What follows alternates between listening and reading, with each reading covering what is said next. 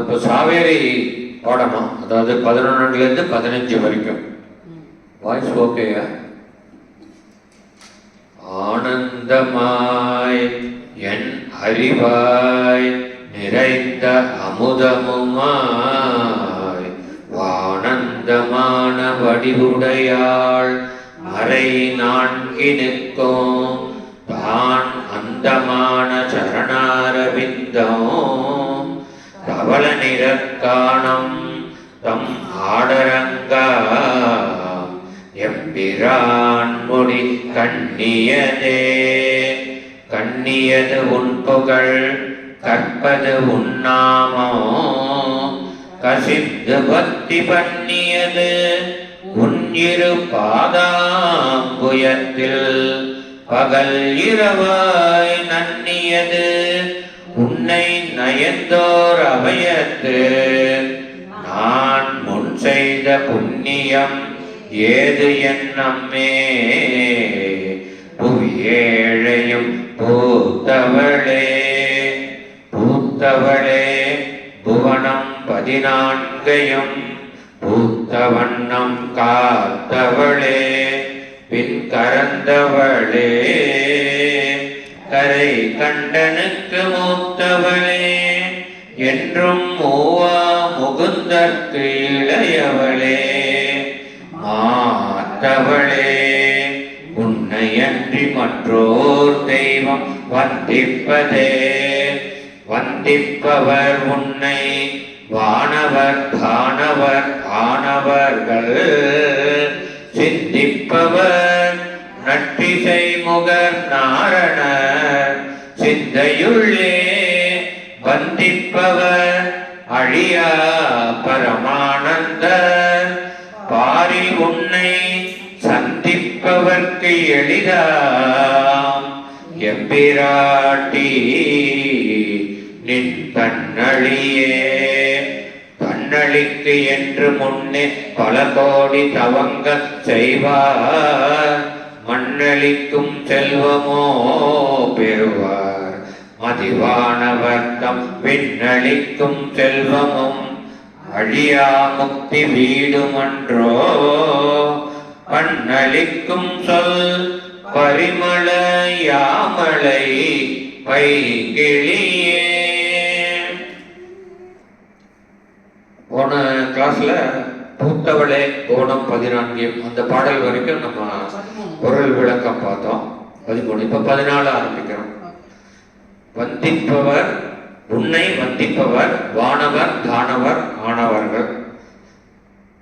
அபிராமி அம்மையே உன்னை வழிபடுபவர்கள் உன்னை வணங்குபவர்கள் யார் யார் என்றால் வானவர். வானக்கா ஸ்பேஸ். அந்த ஸ்பேஸ்ல இருக்கிற 14 உலகங்களை பத்தி நம்ம ஏற்கனவே பார்த்தோம். இங்க வானவர்னு சொல்றது வந்து பொதுவா எல்லாரும் வானவர்னா இந்திராதி தேவர்கள் அப்படின்னு சொல்லுவா.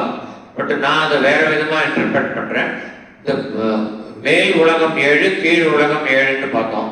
அந்த மேல் உலகம் 7ஆன பூ புவ சுவ மகா ஜபா தன தபா சத்தியம் அப்படிங்கிற 7 உலகத்துல உலகத்தை விட்டுடலாம். அது நம்ம இருக்கிற இடம். அது கடைசியில வருது. மீதி இருக்கிற 6 உலகத்துல இருக்கிறவா, அதாவது சொர்க்க லோகத்துல இருக்கிறவா தேவர்கள், புகர் லோகத்துல இருக்கிறவா கந்தர்வர்கள் அப்படின்னு பார்த்தோம். இந்த மாதிரி தேவர்கள், கந்தர்வர்கள், கிண்ணர்கள், கிம் புருஷர்கள், நாகர்கள், நாகலோகம்னு ஒன்று இருக்கு. அதுல நாகர்கள் இருக்கா, அது வந்து கண்டிப்பா இருக்கிறது தான். அதனால நிறைய பேருக்கு நம்பிக்கை இருக்குது. ஆனா இதெல்லாம் உண்மை, நான் வந்து உணர்ந்து சொல்றேன். இது இந்த 7 உலகத்தில் இருப்பவர்களுக்கு வந்து வானவர்னு பேரு. அடுத்தது வந்து தானவர். இந்த கீழ் 7 உலகத்துல வந்து அசுரர்கள் இருக்கா. அதுல முக்கியமா பாதாளத்துல வந்து அசுரர்கள். நம்ம மகாபலி சக்கரவர்த்தியை கூட மகாவிஷ்ணு வாமனனா வந்து கால் வச்சு அழுத்தினோன்னா அவரை பாதாள லோகத்துக்கு அனுப்புறார். இந்த கீழ் உலகங்கள்ல இருக்கக்கூடிய அசுரர்கள் தான் தானவர்கள். அவர்களுக்கு தானவர்னு ஏன் பேருனாக்கா, அவ வந்து காஷ்யப, அதாவது தேவர்கள் அசுரர்கள் 2 பேருக்குமே பிதா வந்து காஷ்யப மகரிஷி. ஆனா மாதா வேற. அதித்தியோட புத்திரர்கள் வந்து தேவர்கள், திதியோட புத்திரர்கள் அசுரர்கள். திதியோட புத்திரர்கள் ஆனதுனால அவளுக்கு அசுரர்களுக்கு தைத்தியர்கள்னு ஒரு பேர் உண்டு. இன்னொரு பேரு தானவன். அதுக்கு ஏன் காரணம்னா அவ அம்மாவுக்கு வந்து திதின்னு ஒரு பேரு, இன்னொன்று வந்து தனுன்னு ஒரு பேரு. ஸோ தனுவுடைய புத்திரர்களானால தானவர்கள்னு பேரு. ஸோ தானவன் அசுரன், உன்னை வணங்குபவர்கள், அம்பிகையே உன்னை வணங்குபவர்கள், தேவர்கள், கந்தர்வர்கள், கிண்ணறர்கள், கிப்புருஷர்கள், நாகர்கள் போன்ற மேலுலக வாசிகளும், அசுரர்கள் என்கின்ற கீழுலக வாசிகளும், இவர்கள் அனைவரும் உன்னை வணங்குகிறார்கள் அப்படிங்கிறது முதல்ல. அடுத்தது சிந்திப்பவர் நற்றிசை முகர் நாரணர்.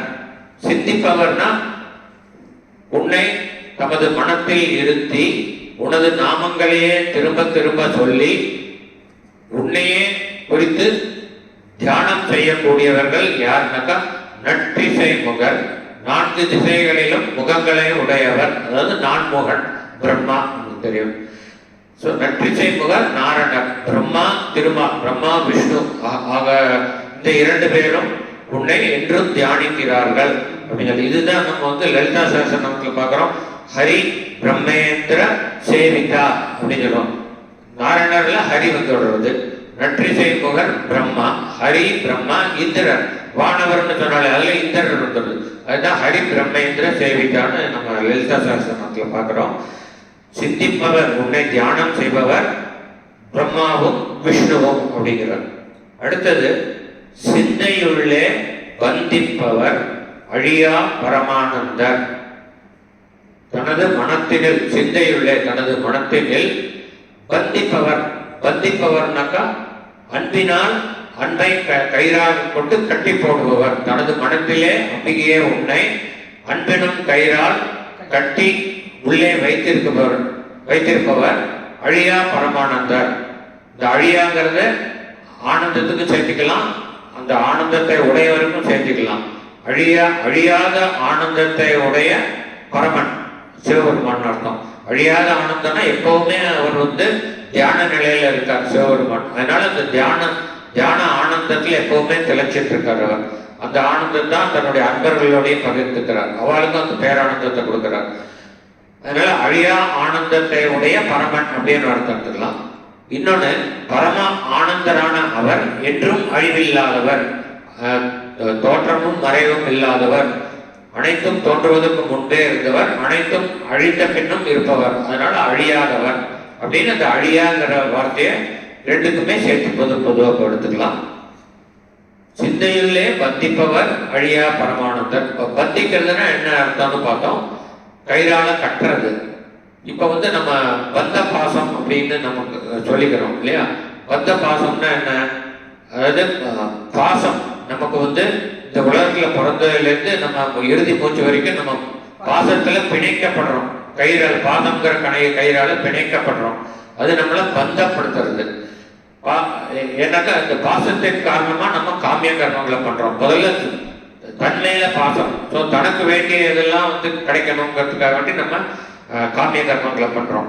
அப்புறம் தனக்கு உறவினர்கள் வரும்போது இந்த உறவினர்கள் எல்லாம் அவரெல்லாம் சந்தோஷமா இருக்கணுங்கிறதுக்காக வேண்டி அவர்கள் வேண்டியதை விரும்பியதை அடைய வேண்டும் என்பதற்காக அவர்கள் மீதுள்ள பாசத்தினால் நாம் அந்த பந்தத்தை நமக்கு நாமே ஏற்படுத்தி கொண்டு அதற்காக காமிய கர்மங்களை பண்ணுகிறோம்.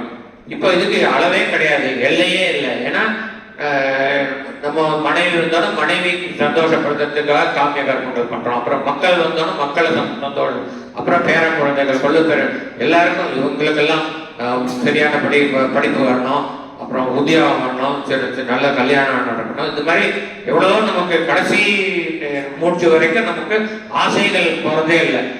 அதாவது இந்த பாசத்தினால வர்றது ஆசை, அந்த ஆசையினால வர்றது பந்தம்னா கட்டுப்படுத்துறது. நம்ம வந்து எதை கட்டுப்படுத்துறதுனாக்கா நம்மளுடைய ஃப்ரீடத்தை கட்டுப்படுத்துறது. ஃப்ரீடம்னாக்கா நம்ம வந்து ஆன்மா வந்து சுதந்திரம் அடையிறது. சுதந்திரம் அடையிறதுனாக்கா திரும்ப திரும்ப இந்த பூமியில வந்து பிறக்காம லிபரேஷன் சொல்றோமே, அதாவது முக்தி நிலையை அடையிறது. அதை தடுக்கிறது வந்து இந்த பந்தம். அதனாலதான் பந்தம்னாக்கா கட்டுப்படுத்துறதுனாக்கா தடுக்கிறது. இப்போ நம்மளை முக்தி அடையாம தடுக்கிறது இந்த பந்தம்.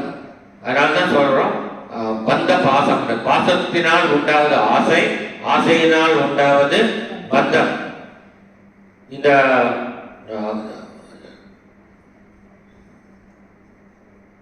இந்த பந்தத்தை பற்றி ரொம்ப அழகா நம்ம ருத்ரத்தில் வரும்.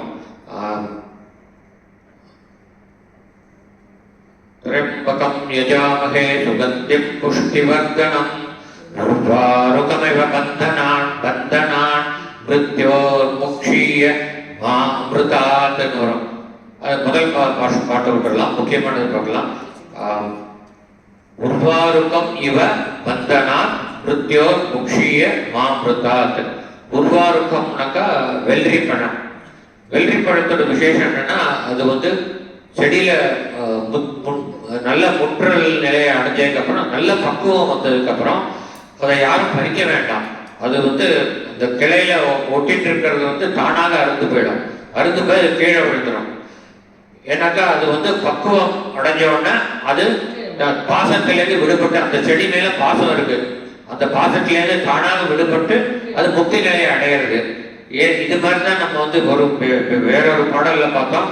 இந்த தயிரை வந்து கடையும் பொழுது அதுல தயிருக்குள்ள ஒளிஞ்சிட்டு இருக்கிற வெண்ணெய் பரிபக்குவ நிலையை அடைஞ்சதுக்கு அப்புறம் அந்த மீதம் இருக்கிற அந்த மோர்ல ஒட்டாம மேல முதந்து வருது. அதே மாதிரிதான் இந்த உருவாரக்கம், இந்த வெள்ளரி பழமும்.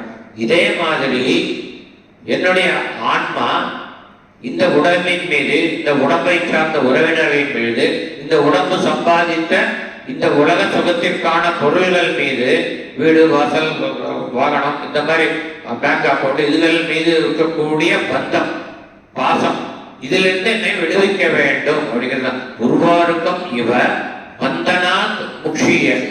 பந்தனாத் முக்ஷியனாக பந்தனங்களிலிருந்து என்னை விடுவிக்க வேண்டும். பந்தனாத் மிருத்யோர் முக்ஷிய. மிருத்யு இடத்தினால்தான், இந்த பந்தத்தினால்தான் மிருத்யு வருது. மிருத்யுனா அழிவு.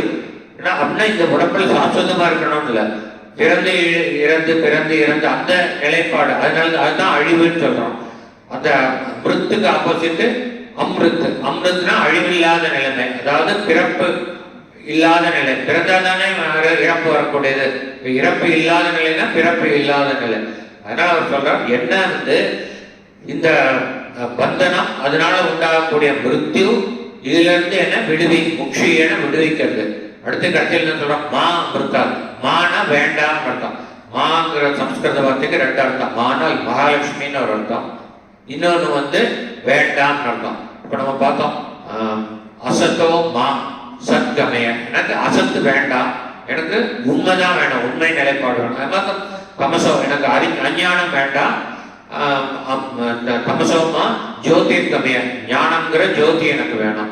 அவன் மிருத்யோர்மா, எனக்கு வந்து அழியக்கூடிய தன்மை வேண்டாம். அமிர்தம் கமய, அழியாத நிலையை அடைய வேண்டும். மானாக்கா தேவையில்லைன்னு அர்த்தம். அதனால மா அமிர்தாது, என்ன வந்து அமிர்தம்ங்கிற நிலையிலிருந்து என்ன விடுவிக்காதே. முக்கிய மா அப்படின்னா முக்கியன விடுவிக்கிறது, முக்கியமான விடுவிக்க வேண்டாம் அப்படின்னு சொல்றோம். அதனால இந்த பந்திப்பவர்ங்கிற வார்த்தையை பார்க்கும்போது நமக்கு அந்த ஞாபகம் வந்து, பாச பந்தத்தினால்தான் நாம் இங்கு தலையுண்டு இருக்கிறோம் அப்படிங்கிறது. பந்திப்பவர், அதாவது சிந்தையுள்ளே பந்திப்பவர் அழியா பரமானந்தம் சிவபெருமான் அப்படிங்கிறார். அடுத்தது, பாரில் உன்னை சந்திப்பவர்க்கு எளிதாம் எம்பிராட்டி நின் தன் அழியே. தன் அழினாக்க குளிர்ச்சி மிகுந்த அருள், கருணை, பேரருள். அது வந்து எளிதாங்கிற. யாருக்கு எளிதுனாக்கா, இப்போ இத்தனை நேரம் வந்து வானவர் தானவரை பத்தி சொன்னார், பிரம்மா விஷ்ணுவை பத்தி சொன்னார், சிவபெருமானை பத்தி சொன்னார். இப்போ நம்ம பாரில் உள்ள மனிதர்களை பத்தி சொல்றார். பாரில் உன்னை சந்திப்பவருக்கு, அம்பிகையே உன்னை சந்திப்பவர். சந்திப்பவர்னா என்ன அர்த்தம் அப்படின்னாக்கா, இப்போ நம்ம வந்து அம்பாள் கோவிலுக்கு போறோம், போயிட்டு அந்த கர்ப்பகிரகத்துக்கு வெளியில் நின்றுட்டு அம்பாளுடைய திரு உருவத்தை பார்க்குறோம். ஒவ்வொருத்தரும் ஒவ்வொரு விதமா அதை அனுபவிப்பா. சில பேர் அதை வந்து ஒரு அழகான சிற்பம், அது அதுக்கு நல்ல அலங்காரம் பண்ணியிருக்கா, ரொம்ப அழகா இருக்கா அம்பாள் அப்படின்னு சொல்லிட்டு வருவா. இன்னும் சில பேர் வந்து தன்னுடைய மனசை அதிலேயே செலுத்தி, அது வந்து ஒரு விக்கிரகம் இல்லை, அதாவது அந்த விக்கிரகத்துக்கு வந்து அர்ச்சாமூர்த்தின்னு சொல்றது உண்டு. அர்ச்சாமூர்த்தினா அந்த விக்கிரகத்துல தான் நம்ம அர்ச்சனைகள் செய்யறோம். அந்த அர்ச்சனைகளை வாங்கிக் கொள்கிற மூர்த்தி ஆதனால் அதற்கு அர்ச்சாமூர்த்தி என்று பெயர். அந்த அர்ச்சாமூர்த்தியில் மனதை புகுத்தி அதிலேயே ஒன்றி போய் இவள் அம்பிகையே, இது ஒரு அர்ச்சா மூர்த்தி இல்லை, இவள் அம்பிகையே எனக்கு தரிசனம் கொடுக்கிறாள் என்று ஒரு மனோபாவத்துடன் அந்த விக்கிரகத்துடன் நம் மனம் ஒன்றி போனால் அங்கு அம்பிகை கண்டிப்பாக உங்களுக்கு பிரத்யட்சமாக தெரிவாள் என்பது மறுக்க முடியாத உண்மை. நான் எத்தனையோ அனுபவத்திலேன்னு சொல்றேன். நம்ம அங்க போய் கோவிலில் போயிட்டு அந்த மூர்த்தியோட மனசை ஒன்றி போய் அது மூர்த்தி தான் என்னுடன் பேசும் அப்படின்னு நினைச்சிட்டு நம்ம மனதளவில் அவர்கிட்ட பேசினாக்க இதுதான் சந்திக்கிறது. இப்போ ஒருத்தர் போய் சந்திச்சோம்னாக்கா சும்மா அப்படி இந்த சிலையை பார்க்குற மாதிரி அதை பார்க்க மாட்டோம். அவளோட சம்பாஷணை பண்ணுவோம். அவள் ஒரு உயிருள்ள ஒரு ஆன்மா அப்படின்ட்டு அங்கே மாதிரி தான் ட்ரீட் பண்ணுவோம். ஒரு ஜடம்னு ட்ரீட் பண்ண மாட்டோம். அதே மாதிரி நீ கோவிலில் வந்து அர்ச்சாமூர்த்தியை பார்க்கும்போது அது ஒரு ஜடம் வெறும் கல்லுன்னு நினைக்காம அங்க அம்பிகையை சாட்சாத்காரமாக இருக்கிறாள், அவள் உன்னுடன் பேசுவாள் என்ற அசைக்க முடியாத நம்பிக்கையோடு அங்கு சென்று அவளை வழிபட்டால் அவள் கண்டிப்பாக உங்களுடன் பேசுவாள்.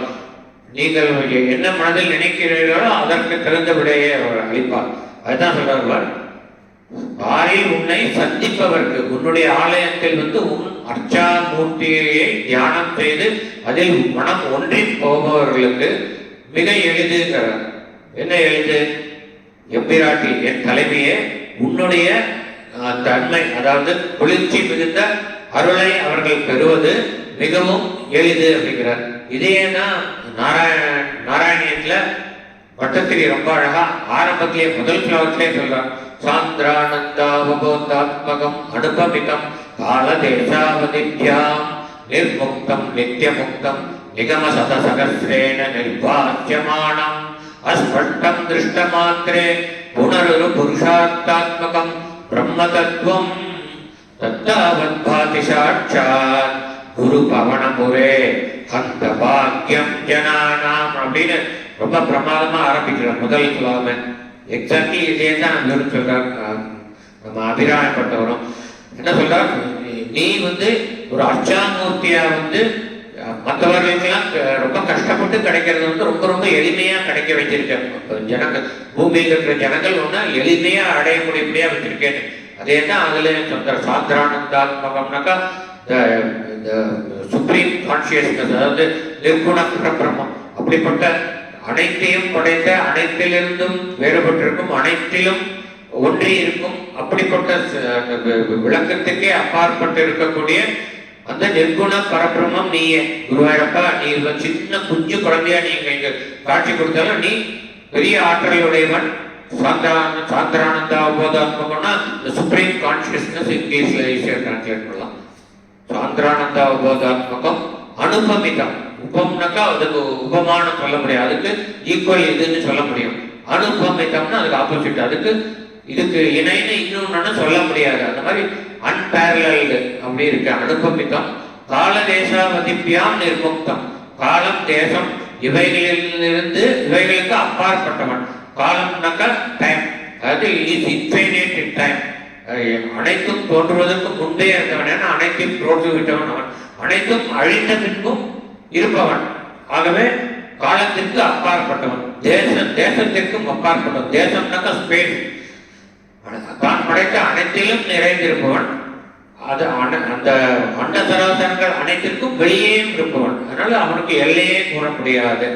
அதனால கால தேசாவதிப்யாம் நிர்முக்தம் நித்திய முக்தம், எப்பொழுதும் முக்தனாக இருப்பவன். நிர்முக்தம் நிகம சதசகஸ்ரேன நிர்பாசியமானம். சதசகஸ்ரம்னா சதுன்னா 100, சகஸ்ரனா 1000, 100,000 லட்சம். லட்சம்ங்கிறது ஒரு பேரு சொல்றது, லட்சக்கணக்கான அர்த்தம் எடுத்துக்கலாம். இப்ப சகஸ்ர சீர்ஷா புருஷான்னு நம்ம புருஷ சக்தியில் சொல்றோம் அப்படின்னா அவருக்கு 1000 முகம் தானா இல்லை, ஆயிரக்கணக்கான முகங்கள். அதனால அது மாதிரி நிகம சதசகஸ்ரேன நிர்பாசியமானம். ஆயிரக்கணக்கான நூல்கள்ல ஒண்ணு வந்து வர்ணிச்சாலும் அந்த வர்ணனைக்கும் அப்பாற்பட்டவன்.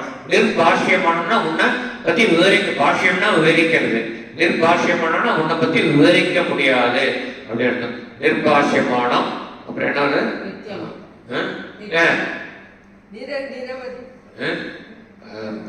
நிகம சதசகஸ்ரேன நிர்பாசியமானம், நிர்முக்தம் நித்தியமுக்தம் அல்ல, அதுக்கப்புறம் தான் நிகம சதசகசிரேன நிர்பாசியமானம், அஸ்பஷ்டம் அஸ்பஷ்டம் திருஷ்ட மாத்திரே குணரொரு புருஷார்த்தாத்மகம். ஆனா உன்னை பத்தி நான் தெரிஞ்சுக்கணும்னா உங்களுக்கு ஸ்பஷ்டமா தெரியாது. நான் ரொம்ப உன்னை தியானம் பண்ணாதான் எனக்கு தெரியும். ஆனா உன்னை நான் இப்ப முன்னாடி சொன்ன மாதிரி உன்னை நான் ஒரு அர்ச்சாமூர்த்தியா பாக்குற வரைக்கும் உன்னை நான் ஸ்பஷ்டமா தெரிஞ்சுக்க முடியாது. ஆனா நீ இங்க சாட்சாத்காரமா நீ நிக்கிற அப்படின்னு தெரிஞ்சுக்கிட்டாக்கா குணரொரு புருஷார்த்தாத்மகம், நான் அடையக்கூடிய சிறந்த அனைத்து புருஷார்த்தத்தையும் சிறந்த புருஷார்த்தமாக இருக்கக்கூடியது உன்னை விலகிக் கொள்வதுதான். அதனால நீ எனக்கு ஸ்பஷ்டமா தெரியலைனாலும் நான் உன்னை தியானித்து, நான் இங்கே இருப்பது ஒரு விக்கிரகம் அல்ல, இது சாட்சாத் குருவாயூரப்பன் தான். எப்படி இங்க அம்பாள் நேரில் நிற்கிறான்னு அவர் நினைச்சுக்கிறார், அது மாதிரி குருவாயூரப்பன் தான் அப்படின்னு நினைச்சுட்டேன்னாக்கா என்னுடைய புருஷார்த்தத்தை நான் அடைந்து விட்டேங்கிறார். அதுக்கப்புறம் அடுத்ததுதான் ரொம்ப முக்கியம், குணரொரு புருஷார்த்தாத்மகம் பிரம்ம தத்துவம். அப்புறம் தத்தாவத் பாதி சாட்சாத் குரு பவனபூரே ஹந்த பாக்கியம் ஜனானான். அதாவது இப்படிப்பட்ட ஒரு எல்லையில்லாத அளவும் எல்லையில்லாத கீர்த்தியும் உடைய நீ, நாங்கள் எல்லாரும் உன்னை அனுபவிக்க வேண்டும் என்பதற்காக ஒரு சின்ன குழந்தை வடிவத்தில் இங்கு எங்களுக்கு காட்சி கொடுக்கிறாயே, இது ஜனங்கள் அனைவரும் செய்த பாக்கியம் அல்லவா அப்படின்னு சொல்லி ரொம்ப ஆச்சரியப்படுறார். அதே தான் இவரும் சொல்றார், உன்னை சந்திப்பவருக்கு எளிதாம் எம்பிராட்டி நின் கண்ணளியே. தேவர்களுக்கும் அசுரர்களுக்கும் நாராயணனுக்கும் பிரம்மனுக்கும் சிவபெருமானுக்கும் எளிதாக கிடைக்காத நீ இந்த உலகில் வாழும் மனிதர்கள் ஆலயத்தில் உன் அர்ச்சாமூர்த்தியோடு ஐக்கியமாகி அதை நீயாக பாவித்து உன்னோடு அளவலாவினால் அவர்களுக்கு மிக எளிதாக நீ காட்சி கொடுக்கிறாய், மிக எளிதாக அவர்களுக்கு நீ அருள் புரிகிறாய். இது என்ன விந்தை அப்படின்னு சொல்லி சொல்றார். அதே தான் சொல்றார் நாராயண பட்டத்திரியும்.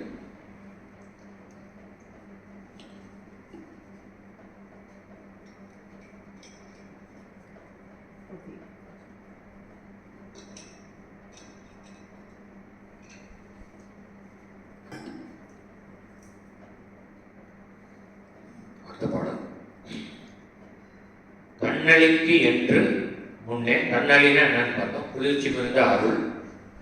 உன்னுடைய குளிர்ச்சி மிகுந்த அருளை பெறுவதற்கென்று முன்னேனா பல முன்ஜென்மங்களில் பல கோடி தவங்கள் செய்வார். பல முன்ஜென்மங்களில் கோடிக்கணக்கான தவங்களை இயற்றியவர்கள். ஏன்னா எவ்வளோ கோடான கோடி ஜென்மம் எடுத்துதான் இப்போ நம்ம ஒரு நல்ல மனித பிறவியா பிறந்திருக்கோம். பல கோடி தவங்கள் செய்வார்.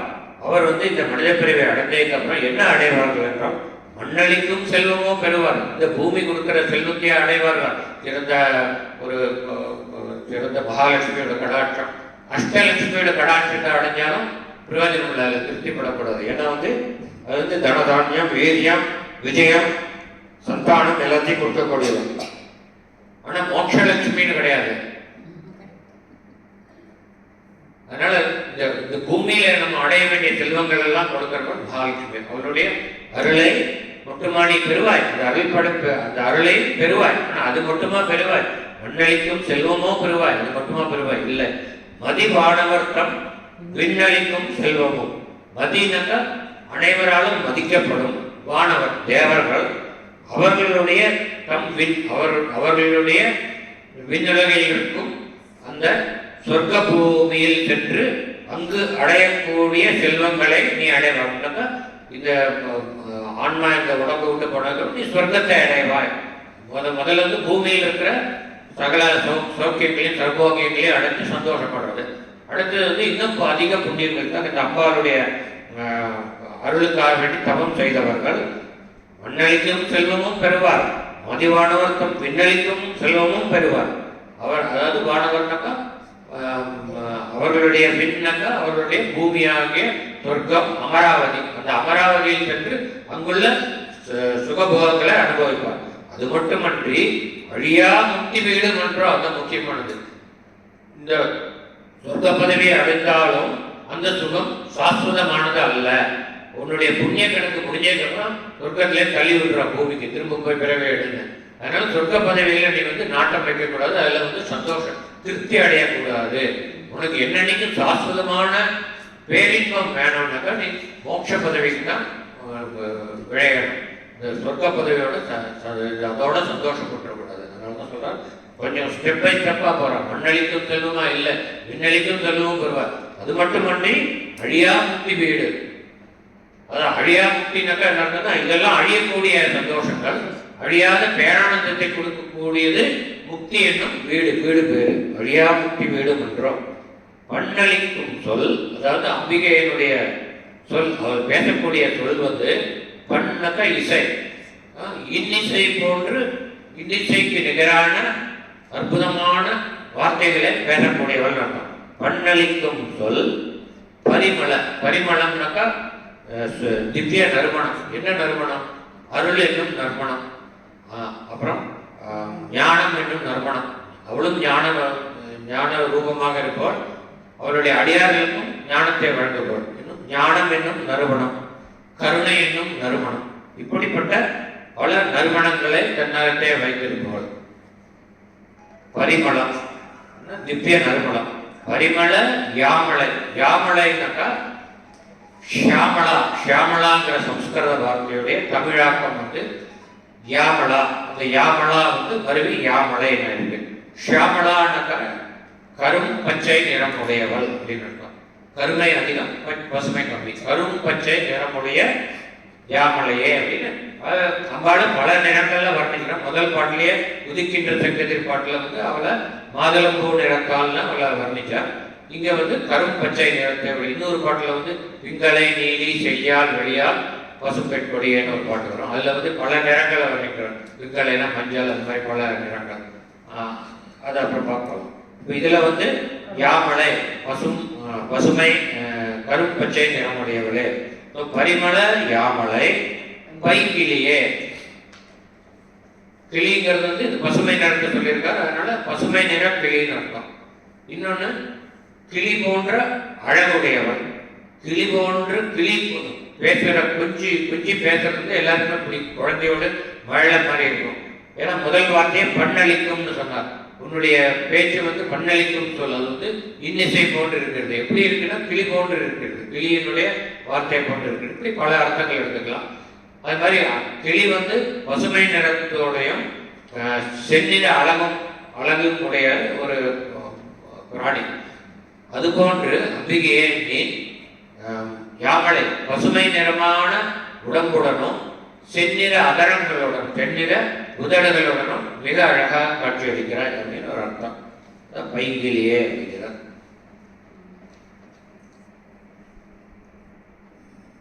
அடுத்தது கிளியே. கிளிக்கு நம்ம அர்த்தம் பார்த்துட்டோம். பைங்கிலியே. கிளியே கிளைஞர் மனத்தே கிடந்து கிளர்ந்து ஒளிரும் ஒளியே. கிளைஞர்னாக்கா கிளைனா என்ன? ஒரு மரத்துக்கு ஒரு மரம் வளர்றது வந்தோன்னா நிறைய கிளை விடுறது. அந்த கிளை இல்லாமல் இந்த மரத்தோட பாட்டு. அது மாதிரி நம்ம ஒருத்தர் நமக்கு இருக்கோம்னாக்கா நமக்கு வந்து ஒரு வம்சம், ஒரு சந்ததி வந்துருக்குன்னா அதெல்லாம் நம்மளுடைய கிளை. நம்மளேருந்து வரது. அந்த நம்மளுடைய மகன் மகள் பேரன் பேத்தி கொள்ளுப்பேரன் எல்லாமே நம்மளேருந்து, நம்ம தான் ஆதாரம், அதுலேருந்து வருது. அதனால அந்த சொந்த பந்தங்களுக்கு கிளைஞர்னு தமிழ்ல பேரு. கிளை மாதிரி ஒரு மரத்துக்கு எப்படி கிளையோ அது மாதிரி நமக்கு சொந்த பந்தங்கள் கிளையாக இருக்கிறது. கிளைஞர் அதாவது உன்னுடைய சொந்த பந்தங்களின் மனத்தே. சொந்த பந்தங்கள் யாரு? அம்பாளை உபாசிக்கக்கூடிய ஸ்ரீவித்யா உபாசகர்கள், அம்பாளுடைய அருமையான பக்தர்கள். அவளை தான் அவர் வந்து தன்னுடைய கிளைஞர்கள் என்று போற்றுகிறாள் அம்பிகை. அவர்களைத்தான் தன்னுடைய உறவுகள் என்று ஏற்றுக்கொள்கிறார் அம்பிகை. எனவே கிளைஞர் மனத்தை அவர்களின் மனங்களில் கிடந்து கிளர்ந்து ஒளிரும் ஒளிய. கிளர்ந்துனாக்கா மகிழ்ச்சியோடு அர்த்தம். அது எப்படி கிடந்துங்கிறார்? நம்ம ஒரு பாட்டுல பார்த்தோம், நின்றும் இருந்தும் கிடந்தும் நடந்தும் நினைப்பது ஒண்ணு. நம்ம இருக்கக்கூடிய பல ஸ்டேஜஸ். இப்போ வந்து மனத்தே கிடந்து சொல்றதுக்கு மேல நின்றுன்னு சொல்லியிருக்கலாம். நின்றுன்னா என்ன ஆகும்? அவ மனசுல போய் நிற்கிறா. நிற்கும் போது எப்ப வேணா நடக்கலாம் டக்குன்னு. உடம்பு மனசுல இருந்து வெளியில ஈஸியா போயிடுவவர். அப்படி போகக்கூடாது. நீ மனசுல போனா அப்படியே இருக்கணும் மனசுல. அதனால நின்றுன்னா பிரயோஜனம் இல்லை. நடந்துன்னா ஏற்கனவே நடந்துருக்கா, இது வழியா பாஸ் பண்ணுவான், அவ்வளவுதான். மனசு வழியா பாஸ் பண்ணி வெளியே போயிடுவான். இருந்துனாக்கா உட்காருறது. உட்காட்டாலும் அப்படி ஈஸியா எழுந்து போயிடலாம். அதனால அதுவும் கிடையாது. நீ கிடந்து இருக்கணும். கிடந்துன்னா படுத்துன்னு இருக்கணும். நீ அதாவது உன்னுடைய அடியார்களின் மனதில் எப்படி படுத்திருக்கணும்? கிளர்ந்து கிடந்து மகிழ்ச்சியுடன் படுத்திருக்க வேண்டும். மகிழ்ச்சியோட நம்ம படுத்துட்டு எழுந்திருக்க மாட்டோம் பெட்டில இருந்து. அப்படி ரொம்ப கஷ்டம் எழுப்புறது. அதனால அம்பாள் மகிழ்ச்சியோட நம்ம மனசுல படுத்துட்டு இருந்தோம்னா அவளை சாமானியமா எழுந்திருக்க மாட்டான். நம்ம துரத்தி விட்டா தான் போவா, அவ்வளவுதான். நம்ம துரத்தி விட மாட்டோம், நம்ம அவளை இறுக்கி பிடிச்சிருக்கோம். அதனால அந்த மாதிரி இருக்கக்கூடியவளை கிடந்து கிளர்ந்து ஒளிரும் ஒளிய. ஒளிரும் ஒளினாக்கா அவர்கள் மனத்தில் நீ ஜோதி ஸ்வரூபமாக இருக்கிறாய் அப்படிங்கிறார். ஜோதி வடிவாக ஒளி வடிவாக நீ காட்சி தருகிறாய். அப்படி இருக்கும் அந்த ஜோதியினுடைய ஆனந்தத்துல அவளை மூழ்கி இருப்பாய். அதனால நீ நிரந்தரமாக அங்கு குடியிருப்பாய் அப்படின்னு அர்த்தம். இளைஞர் மனத்தை கிடந்து கிளர்ந்து ஒளிரும் ஒளிய. அந்த ஒளிங்கிறதுனாலதான் நம்ம லலிதா சாசனத்தில் நிறைய வார்த்தைகள் இருக்கு. ஒளிங்கிறது காந்தி அப்படின்னு ஒரு இருக்கு, நாமம் இருக்கு. அப்புறம் தேஜோவதி அப்படின்னு ஒரு நாமம் இருக்கு. அப்புறம் சொப்பிரகாசா, சுயமா பிரகாசிக்கக்கூடிய, இப்படி பல நாமம், இன்னும் நிறைய நாமம். நான் ஒரு 2-3 இதுக்கு சாப்பிட்டு சொன்னேன். அடுத்தது ஒளிரும் ஒளிக்கு இடமே. இப்போ இந்த அண்ட சராசரங்கள்ல ஒளிரக்கூடிய பொருள்கள் என்னென்னு பார்த்தா சூரிய, சந்திரன், நட்சத்திர கூட்டங்கள். இந்த சூரியனும் ஒரு நட்சத்திரம். இந்த ஒவ்வொரு நட்சத்திரத்துக்கும் கிரகங்கள், நம்ம சூரியன்ல கிரகங்கள், இப்படிப்பட்ட ஒரு பெரிய அகண்டமா இருக்கக்கூடியது நம்மளுடைய இந்த யூனிவர்ஸுங்கிற இந்த அண்ட சராசரம், இந்த ஜெகத் அப்படிங்கிறது. ஸோ இதுல இருக்கக்கூடிய ஒளி வீசக்கூடிய கோடானு கோடி நட்சத்திரங்கள், நட்சத்திர குடும்பங்கள், கோடானு billions and billions and billions of galaxies. Galaxy, ஒவ்வொரு கேலக்சிலையும் billions and billions and billions of stars. அதுல ஒரு சின்ன ஸ்டார் தான் நம்ம சூரியன். அதுல ஒரு பிரிஞ்சு ஒரு சின்ன பூமி தான் நம்ம இருக்கிறது. அதுல திருவிட நம்ம இருக்கோம், எத்தனையோ பேர் கோடானு கோடிக்கிறது. அப்ப நம்மளை இந்த இன்ஃபினிட்டியோட கம்பேர் பண்ணா நம்ம ஒண்ணுமே இல்லை. அது எப்பவுமே நம்ம மனசுல வச்சுக்கணும். அந்த ஹியூமிலிட்டி வரணும் நமக்கு. அது வந்தாதான் நம்ம மனசுல இப்படிப்பட்ட பேரண்டத்தை படைத்த அந்த இறைவன் எப்படிப்பட்டவன் அவன் மேல ஒரு ஈடுபாடு உண்டாகும். அவன் ஏற்கனவே சொன்னேன், முதல்ல ஒரு தெய்வத்து மேல பக்தி வரணும்னா முதல்ல அவனுடைய புகழை தெரிஞ்சுக்கணும். அப்புறம் அவனுடைய நாமங்களை கற்கணும். அப்புறம் அந்த நாமங்களையே திருப்பி திருப்பி சொல்லி பக்தி வயப்படணும்னு ஒரு பாட்டுல பார்க்கணும். அதுதான் பார்க்கறது. அவனுடைய அற்புத சக்திகளை தெரிஞ்சுக்கணும்னா அவன் படைத்த இந்த பேரண்டத்தை பற்றி தெரிஞ்சுக்கணும். அதனால ஒளிரும் ஒளிக்கு இடமே. அதாவது ஒளிரும் ஒளியாக இருக்கக்கூடிய அத்தனை நட்சத்திர கூட்டங்களும் அம்பிகையே. அந்த நட்சத்திர கூட்டங்களுக்கு இடம் அளிக்கக்கூடிய இந்த பரவெளி எனக்கூடிய இந்த ஸ்பேஸ், அந்த அகண்ட வானமாக இருக்கக்கூடியவனும் அம்பிகையே. அதாவது சயின்டிஸ்ட் சொல்ற கேலக்சிஸ் இருக்கு, எவ்வளோ crores of galaxies, billions of galaxies இருக்கு. அந்த கேலக்சி, ஒரு கேலக்சிக்கும் இன்னொரு கேலக்சிக்கும் இடப்பட்ட இடத்துல ஒரு crores of galaxies கொண்டு வைக்கலாம். அவ்வளவு ஸ்பேஸ் இருக்கு. இந்த அண்ட சராசரத்துல மெட்டீரியல் ரொம்ப கம்மி, ஸ்பேஸ் தான் நிறைய. அதுக்கு அப்படின்னா எவ்வளவு பெருசு கேலக்சிஸே, எவ்வளோ கோடானு கோடி இது மைல்ஸ் டயமீட்டர் உள்ளது. அதுக்கப்புறம் ஒரு கேலக்சி இன்னொரு கேலக்சி அவ்வளவு ஸ்பேஸ். அந்த மாதிரி trillions and trillions of galaxies இருக்கும். எல்லை இல்லாதன்னு சொல்றோம். அதனாலதான் ஆதியும் அந்தமும் இல்லாதன்னு சொல்றோம். ஆதி அந்தம் இல்லாத இந்த படைப்பை படைத்த அந்த இறைவனும் ஆதி அந்தம் இல்லாதவன் அப்படின்னு சொல்றோம். ஒளிரும் ஒளிக்கு இடம், ஒளிரும் ஒளியாக இருப்பவளும் அம்பிகையே, அந்த ஒளிரும் ஒளிக்கு இடமாக இருப்பவளும் அம்பிகையே அப்படின்னு அர்த்தம் எடுத்துக்கலாம். ஆனா இவ்வளவு பெரிய நீ என்னை உன்னை நான் சரியானபடி தியானம் செய்தால் எனக்கு தெரிகிறது நீ ஒன்றுமில்லா வெளியே. அப்படின்னா நீ இவ்வளவு அனைத்தையும் படைத்த நீ அனைத்துமாய் இருந்து அனைத்துக்கும் புறம்பாகவும் இருக்கும். பெரிதிலும் பெரிது, சிறிதிலும் சிறிதுன்னு நிறைய உண்டு. அண்டத்திலும் பெரிது, அணுவிலும் சிறிதுன்னு பகவான் நிறைய இடத்துல நம்ம சொல்றது உண்டு. அதுதான் சொல்றோம், ஒளிரும் ஒளிக்கு இடம். அதே சமயத்துல என்னில் ஒன்றுமில்லா வெளியே. நம்ம நான் சரியானபடி புரிஞ்சுட்டா இதெல்லாம் படைச்ச நீ நிர்குணம் பரபிரமம். உனக்கு வடிவம் கிடையாது, உருவம் கிடையாது, எதுவுமே கிடையாது, குணமும் கிடையாது. ஆனா உன்னுடைய சங்கல்பத்தினால நீ இதெல்லாத்தையும் கிரியேட் பண்ண. இந்த சுப்ரீம் கான்சியஸ் அதனுடைய சங்கல்பத்தினால இதெல்லாத்தையும் தோற்றுவிச்சதே வழிய இதெல்லாம் மட்டும் அது இல்லை. அதுக்கு மேற்பட்டது. அது சுப்ரீம் கான்சியஸ், அதுக்கு உருவம் கிடையாது. அப்படிங்கிறது தான் நம்ம அத்வைத பிலாசபி. உருவமாகவும் இருக்கும், உருவம் இல்லாமல் இருக்கும். அதுதான் நம்ம இதுல கந்தர அனுபூதியில் சொல்றோம், உருவாய் அருவாய் உள்ளதாய் இல்லாதாய். உருவமாகவும் இருக்கும், உருவம் இல்லாத அருவமாகவும் இருக்கும், உள்ளதாகவும் இருக்கும், இல்லாமலும் இருக்கும். அது புரிஞ்சுக்கிறது ரொம்ப கஷ்டம். அதுதான் நம்ம சரியான விதத்தில் புரிஞ்சுக்கணும். ஒளிரும் ஒளிக்கு இடம்னு அவ்வளவா டிஸ்கிரைப் பண்ணுவார். அடுத்ததுல ஒண்ணுமில்லாத வெளியிட்டு இருக்காரு. அப்புறம் வெளி முதல் ஒண்ணுமில்லாமல் இருக்கிற இந்த இடத்துல ரெண்டாவது வர வெளிங்கிறது ஸ்பேஸ். வெளி முதல் பூதங்களாக, அதாவது முதல்ல வெறும் ஸ்பேஸ் தான் இருக்குது. இந்த யூனிவர்ஸ் இந்த சோகால்டு ஜெனசிஸ்ன்னு ஏதோ எல்லாம் சொல்லிட்டு இருக்கா. ஆனா நம்ம இது சனாதன தர்மத்துல வேதங்கள்ல இந்த ஜெனசிஸ் டிஸ்கிரைப் பண்றது ஒண்ணுமில்லாத வெளியிலிருந்து ஒரு சிறு அணுவாக தோன்றின இந்த பிரபஞ்சம் பலவாய் விரிந்தது, ஒன்றாய் மலர்ந்து பலவாய் விரிந்துன்னு ஒரு பாட்டு வரும் பின்னாடி, அது பார்க்கலாம். அதனால வெளி முதல் பூதங்களாகி விரிந்த அம்மேங்கிறார். அதாவது வெறும் வெளியா இருந்தது சிறிய அணுவாகி அதுக்கப்புறம் பூதங்கள்னு சொல்றது என்னன்னா பஞ்சபூதங்கள். அதாவது இந்த உலகத்தில் இருக்கிற படைப்புகள் எல்லாமே பஞ்சபூத கலவை, இன்க்ளூடிங் அஸ். நம்ம இருக்கிற பூமியும் பஞ்சபூத கலவை, நம்ம எல்லாருமே பஞ்சபூத கலவை.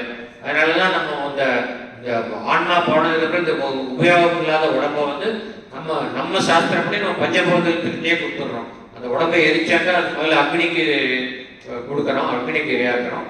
அப்புறம் அதுலேருந்து ஒரு புகை காற்று மண்டலத்தை போகிறது. அந்த காற்று மண்டலத்துல ஆகாயம் முழுக்க வானம் முழுக்க போகிறது. அதனால நெருப்பு, காற்று, ஆகாயம் 3 ஆயிடுது. அதுக்கப்புறம் அந்த சாம்பலை கொண்டு போய் தண்ணியில கரைக்கிறாங்க, நீர். அதுக்கப்புறம் அந்த ஆற்றுலையோ சமுதிரத்துல எங்க கரைக்கிறோமோ அங்க கீழே இருக்கிற பூமிக்கு போறது. அதனால பஞ்சபூதத்துல நம்ம உடம்பை ஐக்கியப்படுத்திக்கணும். இதுதான் சிறந்த முறை. எத்தனையோ பேர் ஒரு பூதத்துக்கு தான் கொடுப்பான். 5 பூதத்துல வந்தது பூமிக்குள்ள போயிட்டு வச்சு அது ஒரே ஒரு பூதத்துக்கு போகும். சரியா இல்லை, அதை பத்தி நம்ம பேச வேண்டாம். வெளிமுதல் பூதங்களாகி விரிந்த அம்மே, வெறும் ஸ்பேஸ்ல இருந்து நீ பஞ்சபூத கலவையாகி இந்த அண்ட சராசரமாக விரிந்தாய்கிற. இப்போ மாடர்ன் சயின்டிஸ்ட் சொல்றான், இந்த யூனிவர்ஸ் இஸ் எவர் எக்ஸ்பேண்டிங்கிறா. இது இட்ஸ் நாட் கான்ஸ்டன்ட், இவ்வளவுதான் கிடையாது, விரிஞ்சிட்டே இருக்குங்கிறார். அதாவது எல்லை இல்லாதது இன்னும் எல்லை இல்லைன்னு சொல்லிட்டு விரிஞ்சிட்டே இருக்கு. அதை கொஞ்சம் இமேஜின் பண்றது கஷ்டம். விரிந்த அம்மே, இப்படிப்பட்ட அற்புதமான நீ அழியே அறிவு அளவிற்கு அளவானது அதிசயமே. அதுதான் ரொம்ப ரொம்ப அற்புதமானது. இப்படிப்பட்ட எல்லையில்லாத நீ எனக்கு நான் உன்னை புரிஞ்சுக்கணுங்கிறதுக்காக என்னுடைய புத்திக்கு எட்டற அளவுக்கு ரொம்ப ரொம்ப எளிமையா நீ இங்க திருக்கடையூர்ல அபிராமிங்கிற உருவத்தில் நீ எனக்கு காட்சி கொடுக்கிறியே. நீ அனைத்துக்கும் மேலானவள் அப்படிங்கிறது உண்மையா இருந்தாலும் நான் அதை புரிஞ்சுக்கிறது கஷ்டம். நான் உன்னை புரிஞ்சுக்கணும்னா நீ எனக்கு அர்ச்சாமூர்த்தியை காட்சி கொடுக்குற. இது ரொம்ப அற்புதம் இல்லையா? நீ எனக்காக கொடுக்குற அருள், இதோட வேற என்ன பேரருள் வேணும் அப்படின்னு சொல்லி ரொம்ப அழகா சொல்ற. அதிசயமேங்கிற அழியேன்னாக்கா சிறுமதியேன்னு அர்த்தம். சின்ன எனக்கு ரொம்ப புத்தி கிடையாது, உன்னை இவ்வளோ பெரிய ஒன்றை நான் என்னால் புரிஞ்சுக்க முடியாது. அதை புரிஞ்சுக்கணும்னாக்கா நீ எனக்கு புரிஞ்சுக்கிற மாதிரி நீ காட்சி கொடுக்குறேன்னு. அதே மாதிரி இப்போ அர்ஜுனனுக்கு ஒரு கிருஷ்ண பரமாத்மா விஸ்வரூப தரிசனம் கொடுத்தோன்னா இது எனக்கு புரியவே இல்லை, நீ ஒன்று சாதாரண காமி, அப்பதான் எனக்கு புரியும்னு அர்ஜுனன் கேட்டுக்கிறான். அதுதான் அவன் ஞாபகம் வருது. அறிவு அளவிற்கு அளவானது அதிசயமே. எடுத்த பாட்டு அதிசயமான வடிவுடையார். அது நமக்கு தெரியும், இப்ப எல்லாம் பார்த்தோம். அதுதான் அதிசயமான வடிவுடையார். பெரிதிற்கும் பெரிது, சிறிதிற்கும் சிறிதுங்கிறது தான் ஒரு அதிசயம். அதிசயமான வடிவுடையார். அரவிந்தமெல்லாம் துதி, அரவிந்தமெல்லாம் துதி சயவாணன சுந்தரவரை அப்படி பிரிச்சுக்கணும். அரவிந்தமெல்லாம் துதி அப்படின்னாக்கா தாமரை மலர்கள் எல்லாம் துதிக்கக்கூடிய அப்படின்னு ஒரு சிம்பிள் அர்த்தம் அப்படி எடுத்துக்கலாம். அந்த அரவிந்தமெல்லாம் துதிக்கிறதுக்கு வேற நிறைய அர்த்தங்கள் இருக்கு, அதை அப்புறம் பார்க்கலாம். அரவிந்தமெல்லாம் துதினாக்கா தாமரை மலர்கள் எல்லாம் துதிக்கக்கூடிய சயவாணன, சய பிளஸ் ஆனன, அதுதான் சயவாணன. ஆனன அப்படின்னாக்கா தெரியும், கஜானன. கஜ ஆனன அப்படின்னாக்கா கஜ முகத்தவன் அர்த்தம். கஜத்தை முகமாக கொண்டவன், அது யானை முகமாக கொண்டவன், யானை முகன். ஆனன முகம்னு அர்த்தம். கஜானன யானை முகத்தவன். அதே மாதிரி சய ஆனன அப்படின்னாக்கா சயன என்ன அர்த்தம் பார்க்கலாம். அதாவது ஜெய அப்படிங்கிற சம்ஸ்கிருத வார்த்தைய அப்படியே தமிழ்ல உபயோகிச்சிருக்காங்க வார்த்தைய. ஆனா எழுத்து மாத்திரம் நிறைய இடத்துல அப்படி பார்க்கலாம். நம்ம சம்ஸ்கிருத வார்த்தையை உபயோகிப்பார், ஆனால் சம்ஸ்கிருத எழுத்து உபயோகிக்க மாட்டார். அது ஏன்னு தெரியாது. அபிராமபுத்திர இப்போ நான் நேரில் பார்க்க முடிஞ்சா கேட்பேன், ஏன் இந்த மாதிரி பண்ணேன். அவரும் நம்ம அருணகிரிநாதரும் அதே மாதிரி நிறைய சம்ஸ்கிருத வார்த்தை திருப்புகள் வரும். ஆனால் ஜெய ஜெய அருணாதிரி அப்படின்னு பாட்டு, அல்லது ஜெய ஜெய அருணாதிரின்னு வரும். ஏன்னா ஜாங்கிறது வடமொழி எழுத்தானாலும் அதை தெரிவித்து. அதே மாதிரி இது ஜெய ஆனன அப்படின்னாக்கா என்னன்னா வெற்றியே, வெற்றி கலையை முகமாக கொண்டவளே இருக்கும். அம்பாளுடைய முகத்தை பார்த்தாலே அந்த வெற்றி கலை அற்புதமா தெரியும். வெற்றியினால் உண்டாகக்கூடிய அந்த புன்சிரிப்பு மந்தகாசம் எல்லாம் ஒரு முகத்தில். ஏன் வெற்றி கலை இருக்குன்னாக்கா அவர்கள் அடைஞ்ச வெற்றி ஒன்னா ரெண்டா, எத்தனை அசுரர்களோட போரிட்டு அவர்களை வெற்றி அடைஞ்சவங்களை சம்ஹாரம் பண்ணியிருக்கா. வண்டாசுரன், சுப்பன், வைஷாசுரன், ரத்த பீஜாசுரன், இந்த மாதிரி எத்தனை அசுரர்களை வச்சிருக்கா. அதனால வெற்றியை முகமாக கொண்டவள் அப்படின்னு. இன்னொரு வெற்றி என்னன்னா அவருடைய மனசுல சங்கல்பம் பண்ணிட்டான், தன்னுடைய அடிவர்கள் அனைவருக்கும் நான் அருள் புரிய வேண்டும், அனைவருக்கும் நான் மோட்சம் முக்தி என்னும் வீடு பேரை கொடுக்க வேண்டும் மனசுல சங்கல்பம் பண்ணிட்டான். அந்த சங்கல்பத்தை அப்படியே நிறைவேற்றுறான். தன் மீது பக்தி கொண்டு அடியவர்கள் அனைவருக்கும் வீட்டு பேரை கொடுக்கிறார், மோட்ச பேரை கொடுக்கிறார். அதனால உன்னுடைய மனசில் சங்கல்பித்ததை செய்து முடித்தது ஒரு ஜெயம், ஒரு வெற்றி. அந்த வெற்றி பெருமிதத்தை முகத்தில் காண்பிக்கிறார் அப்படின்னு பல அர்த்தங்கள் எடுத்துக்கலாம். ஜெய ஆனன சுந்தர வள்ளி. சுந்தரம்னாக்கா அழகு, அழகிய கொடி போன்றவளே. வள்ளினா கொடி, சுந்தரமான அழகிய கொடி போன்றவளே. இப்ப அரவிந்தமெல்லாம் துதி, அதுக்கு அர்த்தம், அதுக்கு என்ன அர்த்தம் பார்க்கலாம். தாமரைகள் எல்லாம் துதிக்கக்கூடிய அப்படின்னு சொன்னா செந்தாமரை. செந்தாமரை துதிக்கக்கூடியவன்னா செந்தாமரையில் இருக்கக்கூடியவர் மகாலட்சுமி, மகாலட்சுமியால் வணங்கப்படுபவர். வெண்மை நிறமான தாமரை, அந்த தாமரையில் இருக்கக்கூடிய சரஸ்வதியால் வணங்கப்படுபவர். இது ஒரு அர்த்தம். இன்னொரு அற்புதமான அர்த்தம் என்னன்னாக்கா, இது யோக நிலையிலிருந்து நமக்கு இது பொருள் பார்த்தா நல்ல அர்த்தம் தெரிகிறது. என்னன்னாக்கா அரவிந்தமெல்லாம் துதி அப்படின்னாக்கா நம்ம உடம்புல குண்டலினி யோகம்னு ஒன்று நம்ம பண்றோம். உங்களுக்கு தெரிஞ்சிருக்கலாம், யோகா பண்றவங்களுக்கு. குண்டலினி யோகம்னாக்கா நம்ம எல்லாருடைய உடம்புலையுமே மூலாதாரம் அப்படிங்கிற இடத்துல குண்டலினிங்கிற பெரிய சக்தி இருக்கு, தூங்கிட்டு இருக்கு. நம்ம கட்டி எடுக்கலைன்னா நம்ம கடைசி வரைக்கும் தூங்கிட்டே தான் இருக்கும். அது மூலாதாரங்கிறது என்னன்னா அந்த முதுகெலும்பு முடிகிற இடம், அது இடுப்பெலும்போட ஜாயின் பண்ற இடம். அங்கதான் மூலாதாரம் இருக்கு, அங்கதான் குண்டலினி சக்தி, கண்ணுக்கு தெரியாத சக்தி எங்க இருக்கு.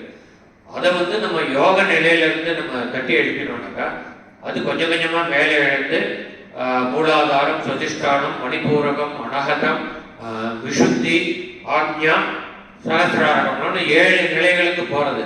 அப்படி போறதுக்கு நம்ம செய்ய வேண்டியது, ஸ்ரீவித்யா உபாசகர்கள் செய்யக்கூடியது, அம்பிகையை இந்த 7 ஆதாரங்களிலும் நிறுத்தி தியானம் செய்கிறார்கள். முதல்ல மூலாதாரத்துல அவங்க தியானம் பண்றது அம்பால 4 இதழ் தாமரை. மூலாதாரத்துல 4 இதழ் தாமரை இருக்கு. அந்த தாமரையை பீடமா வச்சு அம்பால அதை கொழுவீட்டு இருக்க வச்சு அவள் தியானம் பண்றது. அது மூலாதாரத்துல தியானம். மூலாதாரத்தில் இருக்கக்கூடிய அம்பாள் மேலே எழுந்து பிரதிஷ்டானத்துக்கு வரா. அந்த அம்பாள் தான் குண்டலினி. நம்ம இதுல கூட வருது, லலிதா சகஸ்ரநாமத்துல அம்பாளை குண்டலினின்னு சொல்றோம். அந்த அம்பாளாகிய அந்த குண்டலினி மூலாதாரத்திலிருந்து சுதிஷ்டானத்துக்கு வந்தாக்கா அங்க 6 இதழ் தாமரை.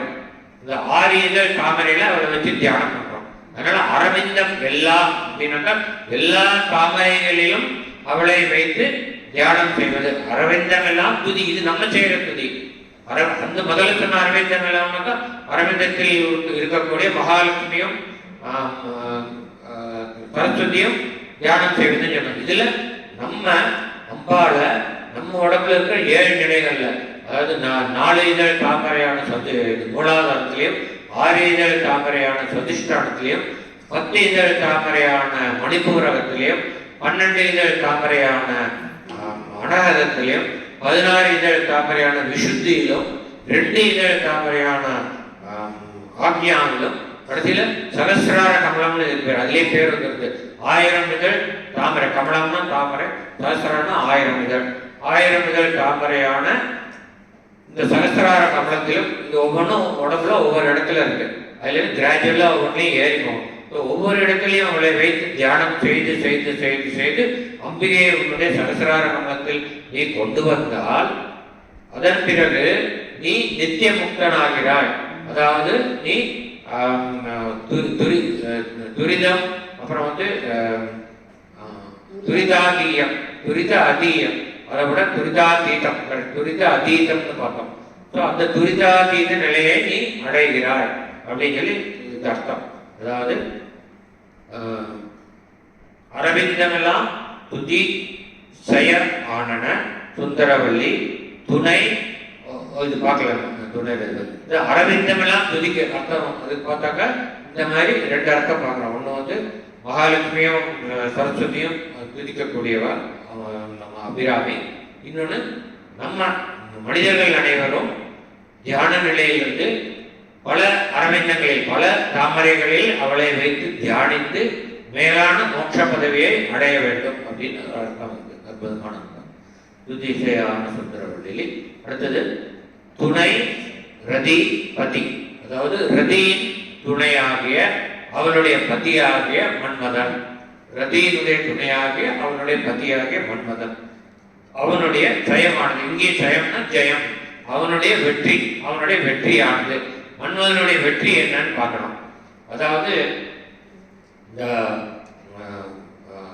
சிங்கமுகாசுரன், தாரகாசுரன், அப்புறம் சூரபத்மன்னு 3 சபா 3 பேர் வந்து நிறைய இது தவ வலிமையினால் நிறைய வரம் வாங்கி அவளை யாருமே அழிக்க முடியாதுங்கிற வரம் பெற்றிருக்கா.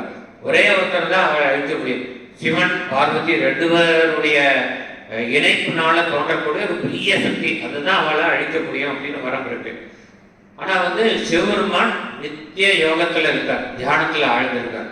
அதனால வந்து அவருடைய சேர்க்கை அம்பிகையோட நிகழவே நிகழாது அப்படிங்கிற மாதிரி இருக்கு. அதனால தேவர்கள் வந்து அதுக்குள்ள இவர்கள்லாம் வந்து தேவலோகத்தை போய் தேவர்களோட யுத்தம் பண்ணி அவளை வந்து எல்லாரையும் வெற்றி பெற்று தேவலோகத்தை ஆக்கிரமிச்சுட்டு இந்திராதி தேவர்கள் எல்லாம் சிறை பிடித்து ஜெயிலில் வச்சிருக்காங்களாம். ஸோ இவ வந்து ஆயிரக்கணக்கான வருஷமா சிறையில் இருக்கா. எப்போ இதுலேருந்து விடுதலை பெறணும்னு இருக்கா. எப்போ விடுதலை பெறணும்னாக்கா சிவனுக்கும் பார்வதிக்கும் ஒரு குழந்தை பிறக்கும் போது தான் விடுதலை பெற முடியாது. ஆனால் சிவன் வந்து நித்திய யோகியாக இருக்கிறார். அதனால இவருடைய யோகா நிஷ்டையை கலைத்தால்தான் நமக்கு மோட்சம் கிடைக்கும், நமக்கு வந்து இதுலேருந்து விடுதலை கிடைக்கும். அப்படிங்கிறதுக்காக வந்து மன்மதனை ஏவி விடுறான். எங்க சிவபெருமானோட தியானத்தை கலைக்கிறதுக்கு அவன் அங்கே போயிட்டு பஞ்சபானங்கள் நம்முடைய அந்த 5 மலர் கணைகளை கொடுத்து சிவபெருமான் மீது ஏகிறான். அதில் சிவபெருமானுடைய தியானம் கலைகிறது. அதனால மன்மதனுடைய வெற்றி இது அப்படிங்கிறான். அது சிவபெருமான் தியானத்தை கலைச்சிடுறான். அந்த அளவுக்கு அவன் வெற்றி பெறான். அதனாலதான் துணை ரதிபதி, ரதியுடைய துணையான அவனுடைய பதியான மன்மதனுடைய ஜெயமானது, அவனுடைய வெற்றியானது அபஜயமாக முன் பார்த்தவர். அந்த வெற்றியை வந்து தோல்வியாக முடியாது. அபஜயம்னு தோல்வி, தோல்வியாகும்படியாக முன் பார்த்தவர், முன்னொரு காலத்தில் பார்த்தவர். தன்னுடைய 3வது கண்ணினால் பார்த்தவர். 3வது கண்ணை திறந்து அந்த மன்மதனை பார்த்தோன்னா அதிலிருந்து பார்க்கிற அக்னி ஜுவாலையினால அவன் எரிஞ்சு போயிடுறான். அவன் எரிஞ்சு போனதுனால அவனுடைய வெற்றி வந்து தோல்வியாயிருக்கு. அதுதான் சொல்றான், ஜெயமானது அபஜயமாக முன் பார்த்தவர். தம் மதி, அவர் வந்து எதுக்காக பார்க்கிறாருனாக்கா நம்மளுடைய யோக நிஷ்டையை கிடைச்சானே அதனால நம்ம வந்து அந்த யோக நிஷ்டையில கலைச்சு போகக்கூடாது, அவருடைய ஜெயத்தை வந்து அபஜயமாக்கணும்னு பார்த்து அழிச்சு விடுறார். ஆனால் அவருடைய சிறப்பான மதியுகத்தினால் அவர் செய்த அந்த காரியத்தையும் அம்பிகை தவிடுபடியாக்கிறாள் அப்படிங்கிறத சொல்றார். தம் மதி ஜெயமாக அன்றோ வாமபாகத்தை வப்பியதே. அப்படிப்பட்ட சிவபெருமான் யோக நிஷ்டை கலைந்த பிறகு அம்பாள் சிவபெருமானுடைய உடம்பில் இடது பக்கத்தில் தான் சேர்ந்து விடுகிறாள். இந்த மன்மதனை எரிச்சோன்னு, ஏன்னா வந்து மன்மதனை எரிச்சோன்னு ரதி அம்பாளுக்கு சாபம் கொடுக்குறான். வந்து உனக்கு உடல் ரீதியாக குழந்தை பிறக்காது அப்படின்னு சொல்லி சாபம் கொடுத்துடுறான். அதனால வந்து இப்போ இந்த அசுரர்களை அழிக்கணும்னா இந்த 2 சக்தி இணைஞ்சு ஒரு குழந்தை உண்டாக வேண்டும். ஆனால் உடல் ரீதியாக குழந்தை பிறக்காதுன்னாக்கா அம்பிகையோட சக்தியும் சிவனோட சக்தியும் ஒன்றாக இணையணும். வந்து அம்பாளுக்கு தெரியும். அதனால அவர் வந்து மன்மதனை எரிச்சு இந்த சாபம் வாங்கின உடனே அம்பாள் சிவனுடைய உடம்புல பாதிய தன்னதாக்கி கொள்கிறாள். அவர் இடது பாகத்துல சேர்ந்துக்கிறார். அப்படி சேர்ந்ததுக்கு அப்புறம் என்ன ஆகுதுன்னா சிவனுடைய நெற்றிக்கண்ணில் ஒரு பாதி அம்பாளோடு ஒரு பாதி சிவனுடையது. அந்த நெற்றிக்கண்ணிலேருந்து ஒரு ஜோதி பிழம்பா முருகப்பெருமான் அவதிக்கிறார். இப்போ அந்த ஜோதி பிழம்பனுடைய சோர்ஸ் என்ன? சிவன் சக்தி 2 தான். அது வலது பக்கம் வந்து சிவன், இடது பக்கம் சக்தி. அந்த நெற்றிக்கண்ணிலேருந்து வந்ததுனால சிவசக்தி ஸ்வரூபமாயிட்டார். ஸோ அந்த அந்த கண்டிஷன் மீட் ஆயிடுச்சு. அந்த அசுரர்களுக்கு கொடுத்த அந்த வரம் சாட்டிஸ்ஃபை ஆயிடுது. சிவன் சக்தி ரெண்டு பேருடைய ஸ்வரூபத்தால் தான் அழிக்க முடியும். அந்த ஜோதி பிழம்பு வந்தோன்னா அதனுடைய அக்னியை யாரும் தாங்க முடியாம அக்னி பகவானை தூக்கிட்டு போய் அதை அவரால் தாங்க முடியாம துர்க்கையில போட்டு, கங்கா தேவியால் தாங்க முடியாம அதை வந்து சரவண பொய்கையில போட்டு, சரவண பொய்கையில 6 தாமரைகள் 6 அந்த பொறிகளாக அது விழுந்து அது 6 குழந்தைகளாக தோன்றி 6 குழந்தைகளை 6 கார்த்திகை பெண்கள் வளர்த்து, பிறகு பார்வதி அந்த 6 குழந்தைகளையும் ஒரு சேர கட்டி அணைத்தவுடன் அது 6 முகம் கொண்ட 6 முக பெருமானாக தோன்றி பிறகு தன்னுடைய சவதான நோக்கத்தை பூர்த்தி செய்தது. இந்த சூரபத்மன், தாரகாசுரன் இவர்களை சம்ஹாரம் செய்ததுங்கிறது உங்களுக்கு எல்லாருக்கும் தெரிய அந்த வரலாறு. பற்றி சொல்ற அபஜயமாக முன் பார்த்தவர் தம்மதி ஜெயமாக அன்றோ வாம பாகத்தை ஒவ்வியதே அப்படின்னு சொல்லி முடிக்கிறார்.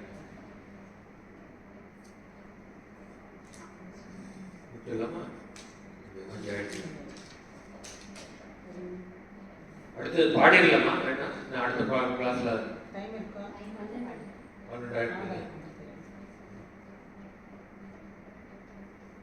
பாடிடலாமா? பாடிடலாம். மீனிங் வந்து அடுத்த கிளாஸ் பார்ப்போம்.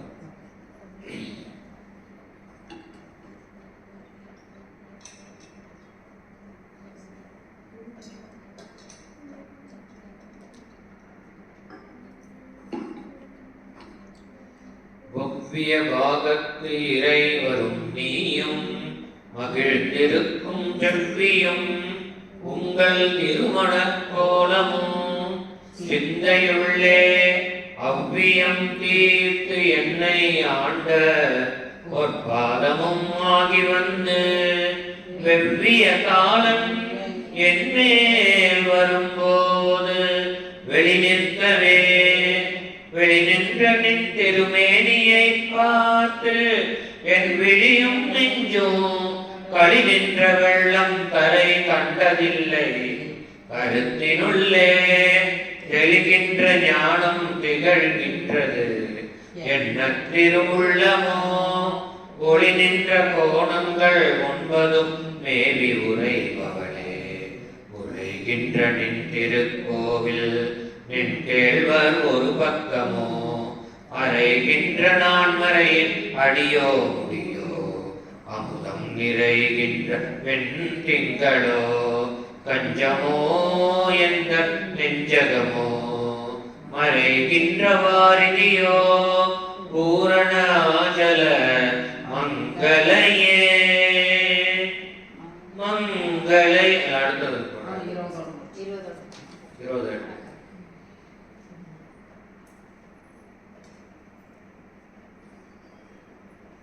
15 வரைக்கும் தான் பாடணும் இல்லையா?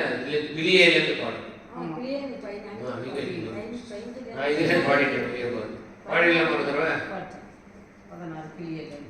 கிளியே இளைஞர் மனத்தை கிடந்து கிளர்ந்து ஒளிரும் ஒளியே ஒளிரும் ஒளிக்கு இடமே என்னில் ஒன்றுமில்லா வெளியே வெளி முதல் பூதங்களாகி விரிந்த அம்மே அழியே அறிவு அளவிற்கு அளவானது அதிசயமே.